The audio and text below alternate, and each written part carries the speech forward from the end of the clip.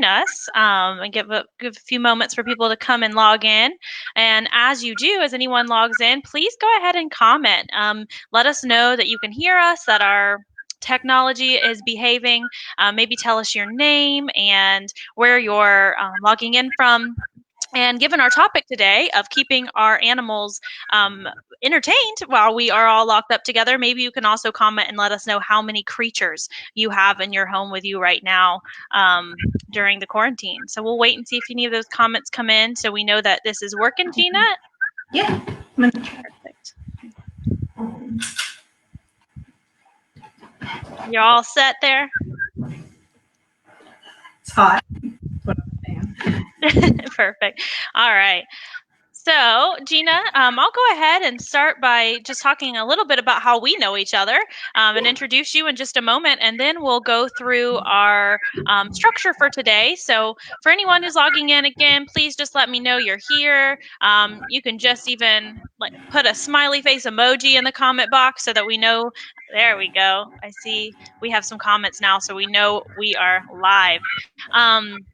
So yeah, today we're going to be talking with Gina about how to enrich our dogs' lives during this time. I will introduce her in just a moment once we give everyone a chance to log on, and then I'm going to ask her a few questions. And let her speak to some experiences that she has in entertaining her own dogs, and speak to some experiences as a expert in animal behavior. At the end, we'll have time for a Q&A, so I'll be keeping my eyes on comments all throughout and noting questions, so you can ask them throughout or at the end. I see now all the comments coming in. I want to say hello.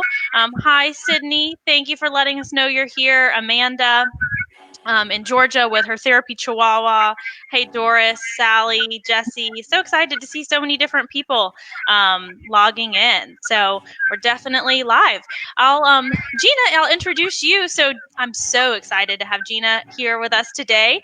Gina and I go way back, long before I even worked at Pet Partners and before I was a therapist. I was a dog trainer, and I was fortunate enough to work at the same company as Gina in Atlanta. So we've worked together for a long time, not only in dog training, but also in an educational effort. Gina is about to finish her doctorate degree studying teaching psychology, and she actually focused her dissertation research on handler motivation and AAI. So very highly engaged in this community. Gina is active with Pet Partners. She has 2 therapy dogs. She is an evaluator. She is the leader of Pet Partners of Greater Atlanta.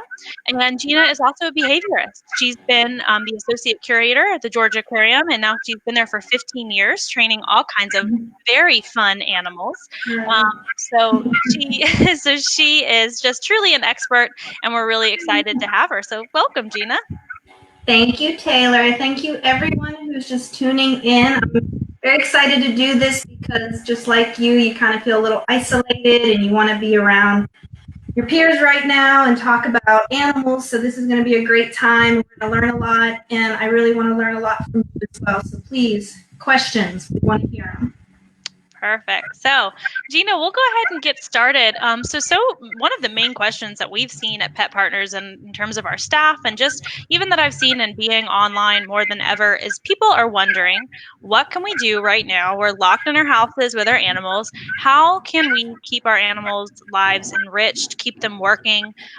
For a lot of us, if you're someone who's tuning into this right now, there's a good chance your animal has a busy social life.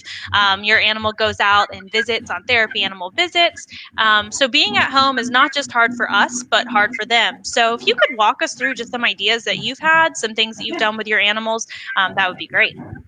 Yeah, so each of you obviously have a different therapy animal, and you know your animal better than anyone, so you have to really think about what is it that you think you're missing as well as what they may be missing out on.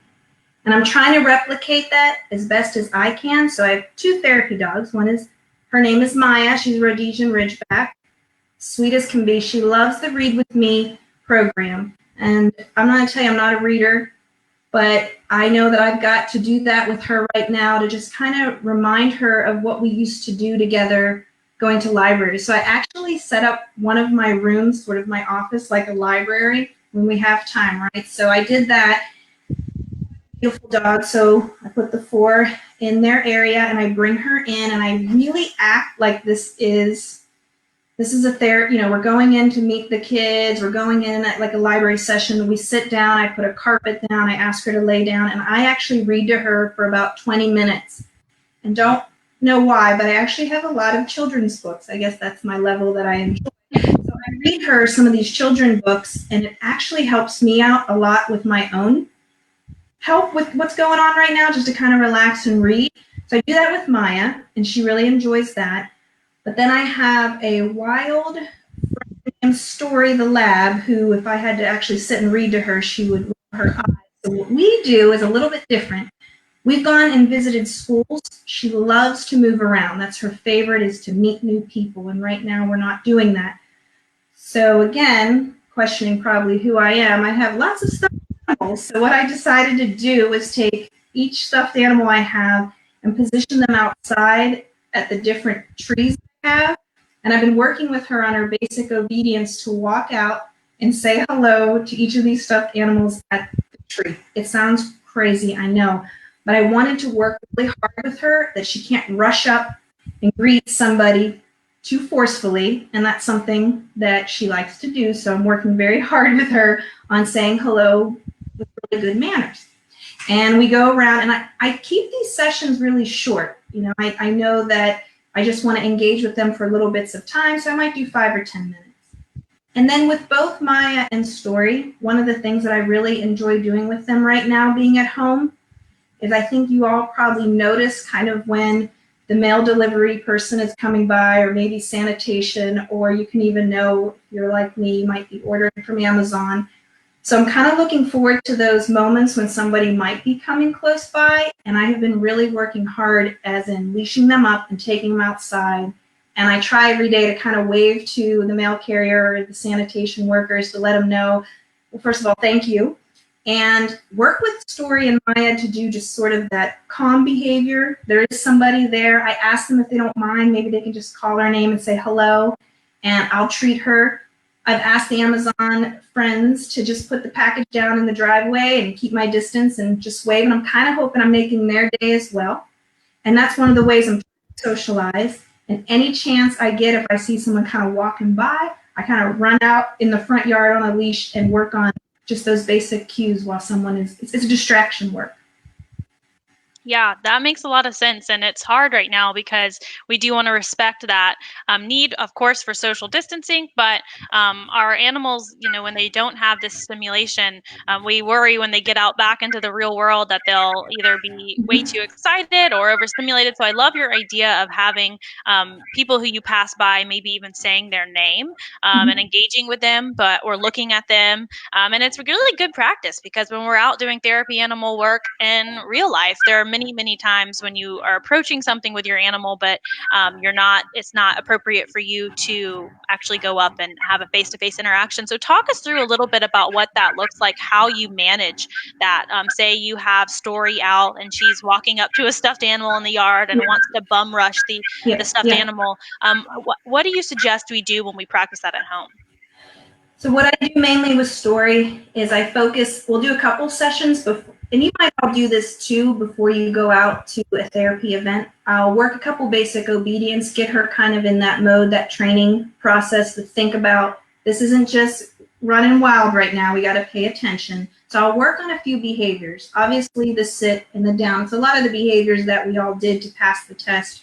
A lot of the focus, I'm really working very hard on right now. I don't know if you all have ever tried this, but it was sort of that behavior where you ask them to come, but you ask them to stop.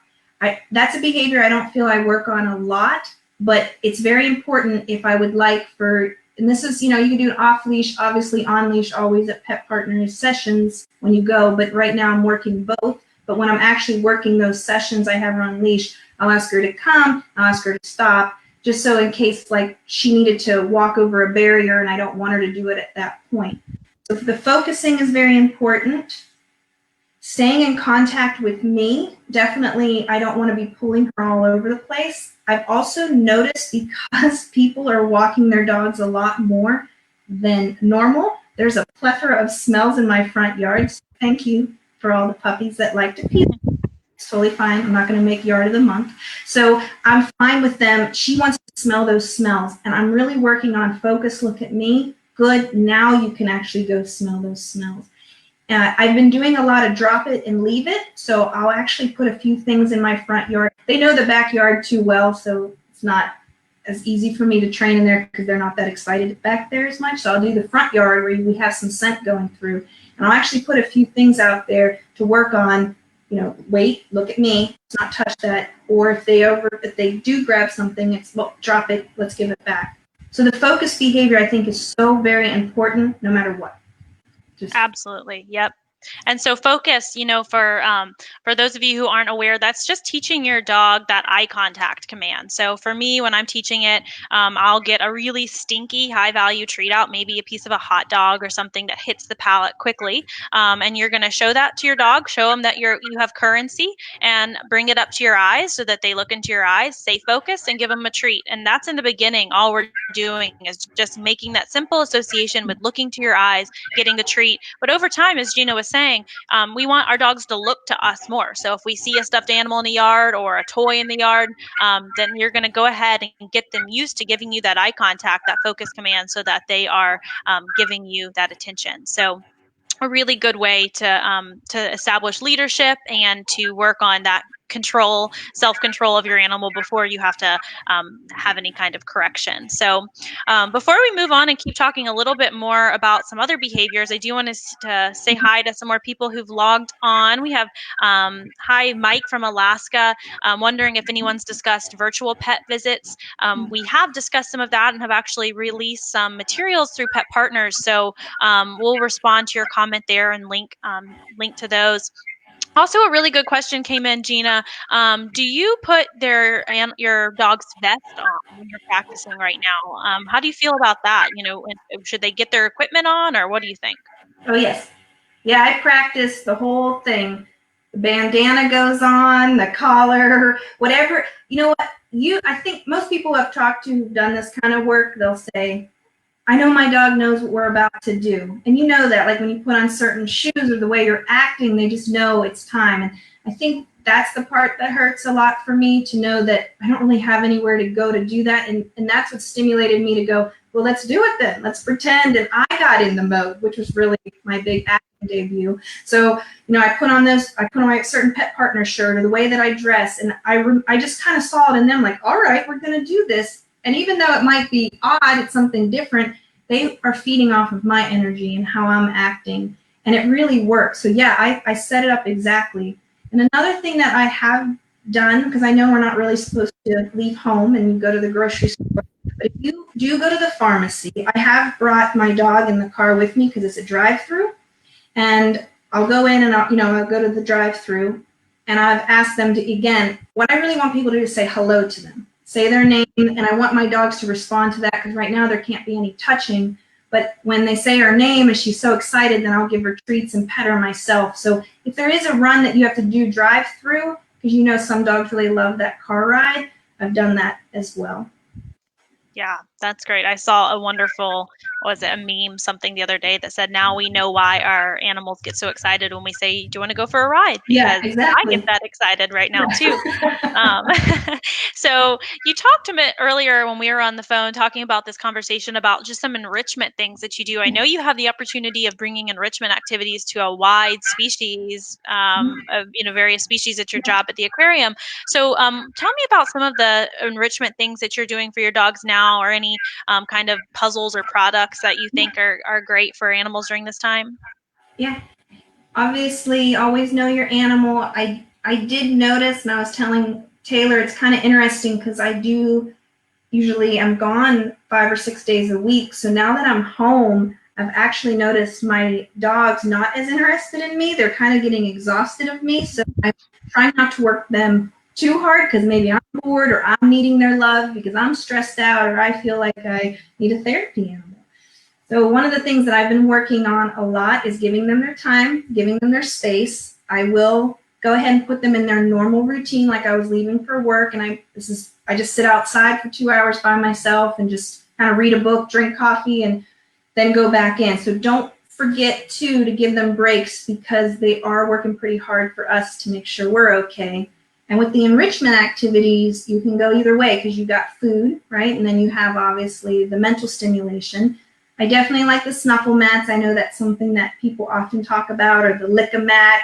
But one of the things now, because as soon as it hits 80 degrees and I have ridgebacks that want to go out when it's only 80 and above, I start making ice treats, but I make it real sloshy, not like the harder stuff that they chew on. So I'll basically blend up banana and I'll freeze it in little ice cube trays and I'll throw them all over the yard so that they can go kind of search for it and chew it up.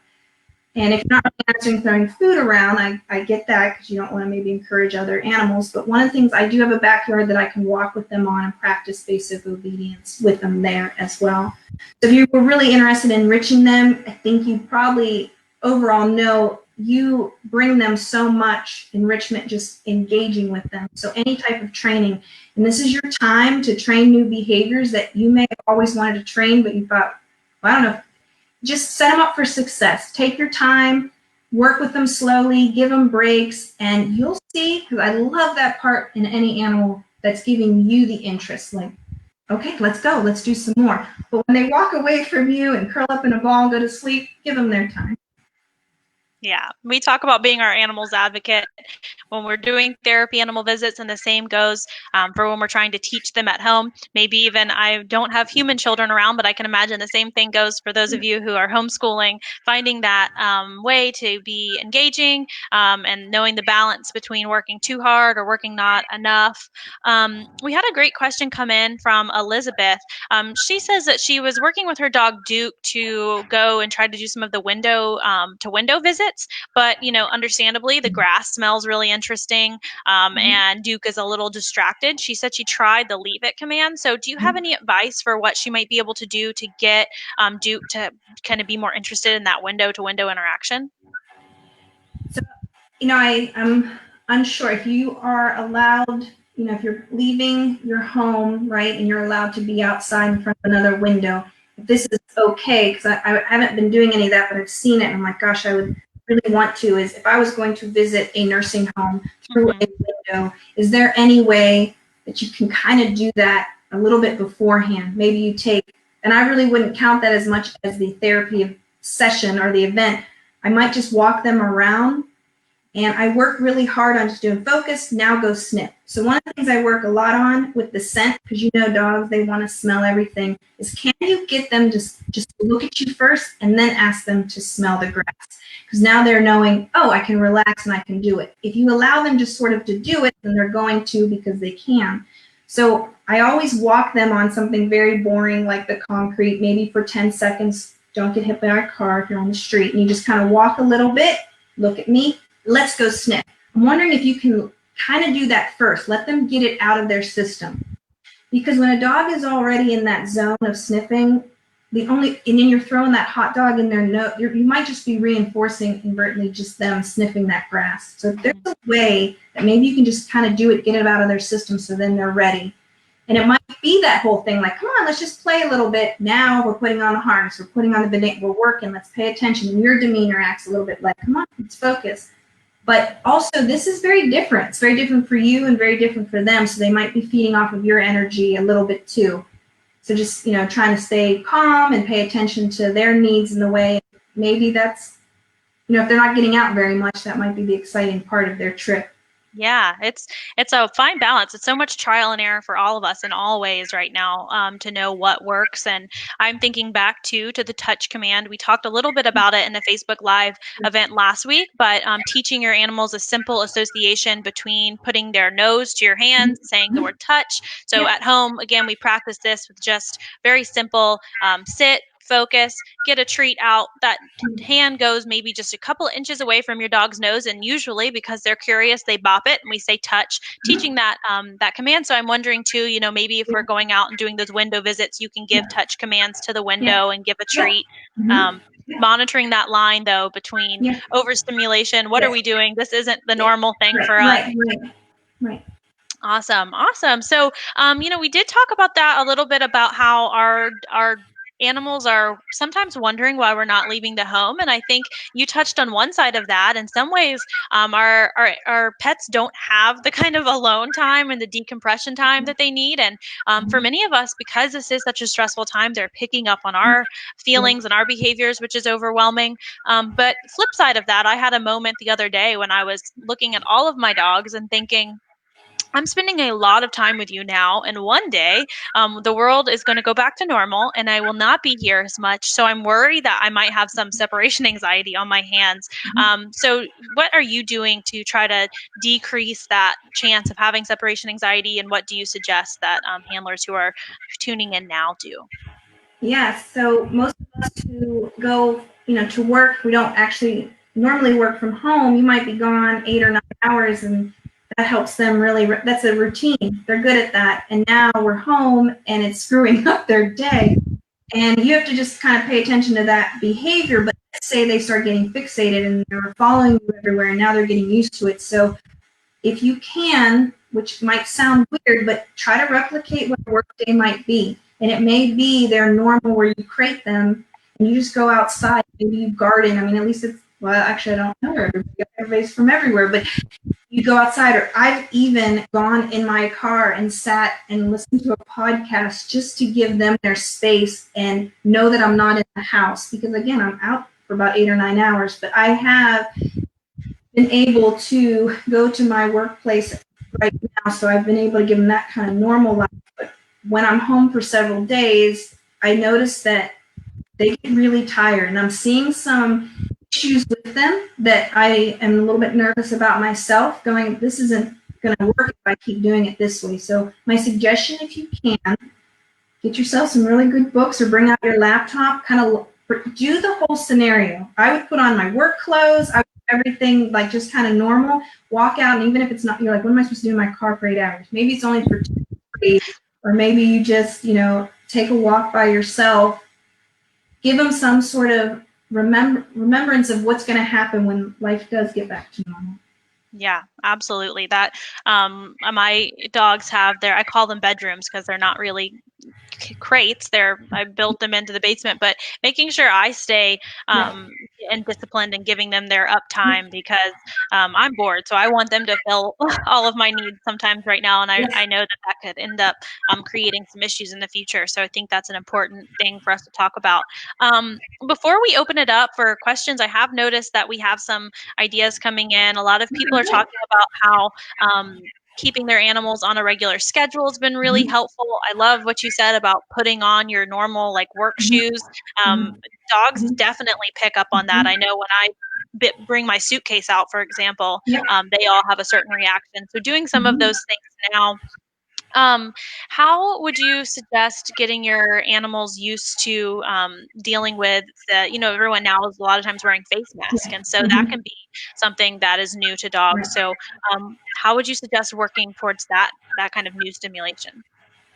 Well, neither of my dogs are showing any sort of aversion to that, but most of the people that are coming, towards the house, or when you have the mail delivery or sanitation, or they've already been wearing it, so I've been able to kind of already get them used to it. But obviously we can, which is interesting because the way you make expressions, which you think they must be noticing I'm smiling, right? But I'll put it on, and again, my eyes are exposed so they can still see my eyes and work with them on hand signals. So I think us putting it on is great to practice. If you're noticing that they're like, whatever, you and your masks, that also, if they can see people, I don't know if you've noticed, like people walking in the street, they might have it on. I kind of take advantage of that, like, come on, let's go out, Story, and just, again, keep my distance and have them kind of look. But I have noticed my dogs haven't really noticed those things.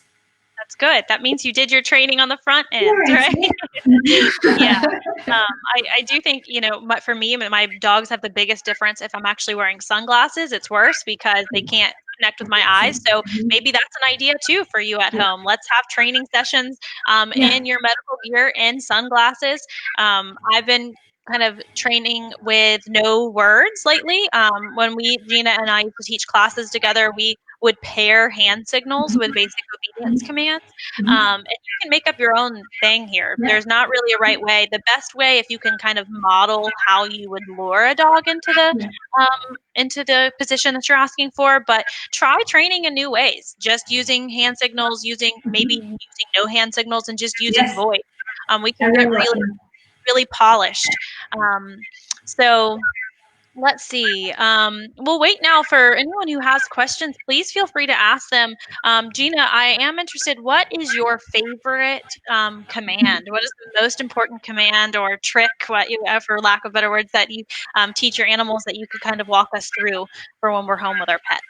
Please just come here. No, I'm just joking. Yeah.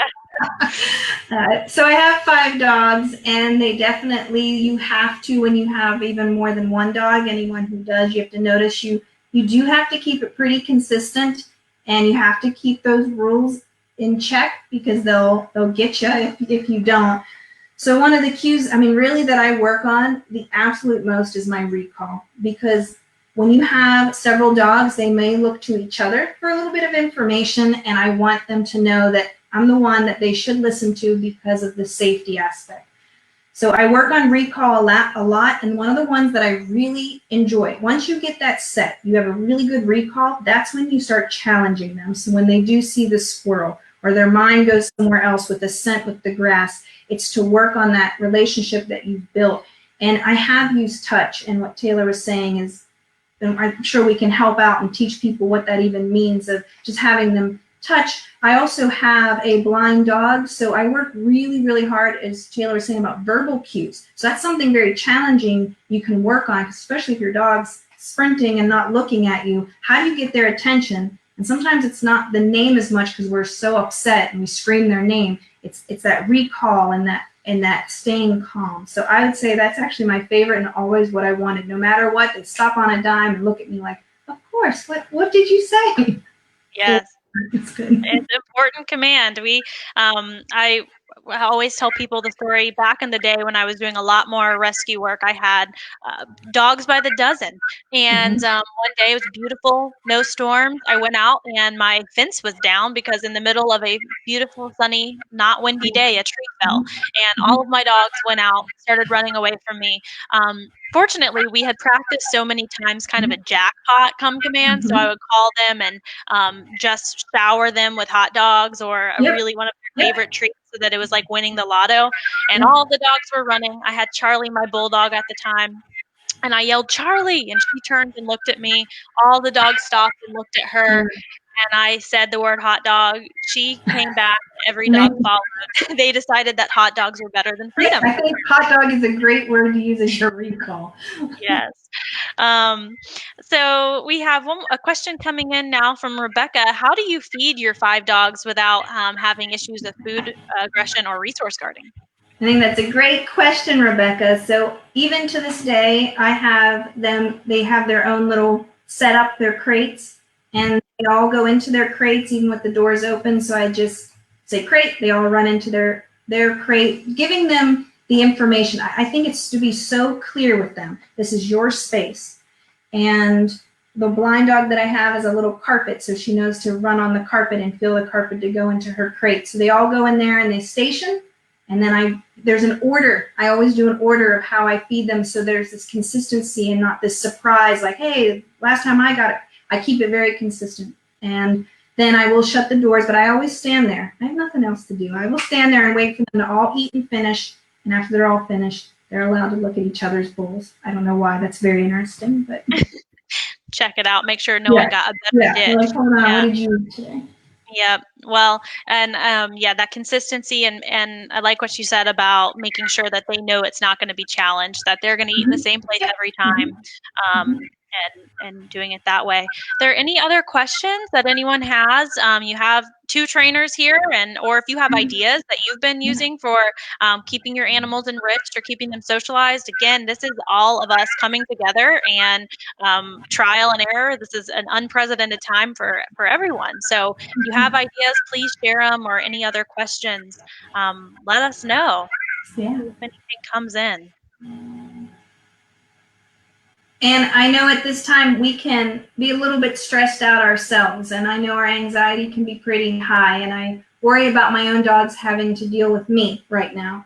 And that's why I think giving them those breaks or doing fun things, if you can do the best you can, is just kind of relax and have some fun with them too. And it may be just being in the backyard and breaking sticks together or just laying in the grass and laughing, because they need to see you. And they know, obviously, they know you better than anyone. So they have to see you feel a little bit comfortable as well. So don't forget to really relax yourself. Yes, absolutely.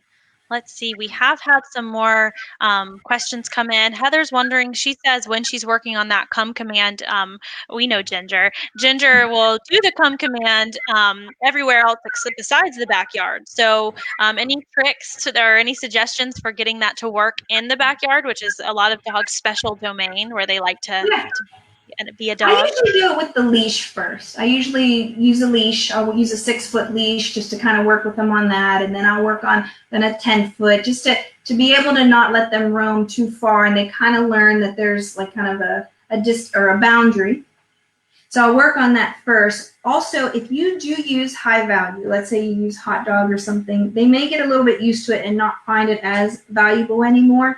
So I try to figure out, well, what would you find so much more valuable? And I've used secondary motivators such as maybe just playing with the other dogs or a certain toy. So I really jackpot it a little bit. So maybe use the leash at first, see how that's going, and just kind of do it in layers so you know what to go back to in approximation. Yep, that makes sense. Another question, where Charlotte's wondering if your blind dog is a therapy dog. Oh, thank you. Her name is Edie, and she was the first dog I ever wanted to work with therapy work. And guess what? She don't like people, so that didn't really work out. Stranger danger. So she's awesome. No, she's not a therapy dog. She's one of the dogs in this world that just kind of love their person, and she's awesome to work with. And she went blind a year ago. She's 8 years old, and it has been a lot of fun for me to learn how to work with a blind dog. I wouldn't say it's fun, the process would happen, but with any animal that has any sort of, if they go blind or deaf, or even if they aren't able to walk as well, this is a time to know that they will move on just fine. It has to do with us. So it's great to kind of learn and fun to learn new ways of training an animal that may not be themselves. Absolutely. Had some questions come in about, is it safe to go to the groomer at this time? That's where we'll probably defer to veterinary judgment there. It's probably, we're more concerned at this point, given the research on us humans, Yeah. passing germs. And I know I had an actual medical emergency with one of my pets this weekend and had a very hard time finding veterinary care. So do be thinking as we go through these times about ways to safety plan. If you were unfortunately to have some kind of medical issue, it is a good time to look at some resources and plan ahead for how to deal with those. So we'll do one last question here. So Elizabeth is wondering, how do we get Duke not scared to get out of the car? So any kind of tips that you have for desensitizing to getting in and out of the car? In and out of the car? Mhm. Depending on your car and what you're using, I know that what has helped me tremendously is a crate. So I don't know if you can fit a crate in your car, if that does work, because if you reinforce crate really well, and that's kind of their safe place and where they feel comfortable, I've put the crate in the car so that they kind of know that. And I go, everything with training to me is those small baby steps, those approximations. So I don't, if I go too fast, then it can hurt our relationship. So the first thing is obviously you build a very strong relationship by doing lots of wonderful, fun training, build them up for success. So once you get to that part where you're seeing this breakdown, you've already kind of get to this point where you have to look at it in layers. So my first step was just being able to do getting them in and out of the car. That's it. And that's awesome, just to bring it up. Like, that's something you can work on with your dogs if you're finding that that's a challenge. Or, there's times, and I think you might be getting in the car, you're like, oh no, I have to actually go back into the house, and the dog is like, whoa, I thought we were going out. So just asking them to go into the crate, shut the crate, good, come right back out. You can drive to your mailbox and back, drive to the end of the street and back. So I don't know if it's the actual car ride that might be the issue or just going in and out, but take it by layers. I know this is a behavioral approach, but like kind of writing it out and what you're looking for and take it step by step. Make sure to reinforce it very well. Yeah, I've noticed with one of my animals, Walter, my little Shih Tzu, he had an issue with getting car sick. And Mhm. once we got a seat belt, I think because it helped him stay more like stable in the Yeah. car, he didn't get Yes. car sick and he was happy to get in. I've also heard tricks that, jumping into a car with a black bottom or getting out of the car onto a black bottom, kind of the way dogs see, kind of looks like jumping into a hole. So putting a different Mhm. color there. Mhm. Um, Mhm. is can be really helpful. So, Marissa's asking, do you think a licky pad is good mental stimulator? Is the Lickamat? Yes, I think anytime, and I use my own, I use their actual food. I don't really put it as treats as much because you're worried about weight gain. So I'll just take, what I do is I take their dry food and I soak it in a little bit of water. If I know I'm going to be around that day, obviously they can have as much water as they want because they can go out as much. But if you know you're going to, I guess we're all at home, so this could be fine. So I kind of mash that dry crunchies with some water. You can put some chicken broth or beef broth. You can use a little bit of peanut butter. You don't have to go crazy. And then I, put it in that Lickamat, and then I freeze it. And I put that in their crate, or I even put it outside. And I like the snuffle mat as well. And anything that you use, like their bones or their treats or their Kongs, whatever, you can always freeze it as well. You can use applesauce or any. Just try it out. Don't put a lot in there and see how they do. Yeah. Awesome.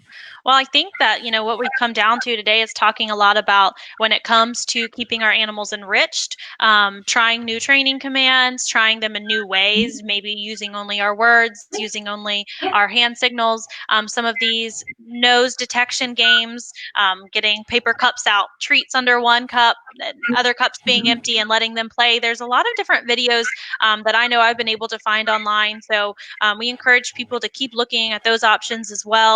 And again, at the end of the day, we know so much about our animals has to do with our relationship. So sometimes I think Gina brought up a great point earlier in saying that we have to also be careful not to overwhelm our dogs with doing too much at home and trying to keep them so busy that maybe that's an abnormality and maybe they're picking up not just on our stress, but on the fact that we're asking more of them. So trying to return to a kind of normal schedule and doing these enrichment activities as often as you might do a therapy animal visit, for example. Mhm.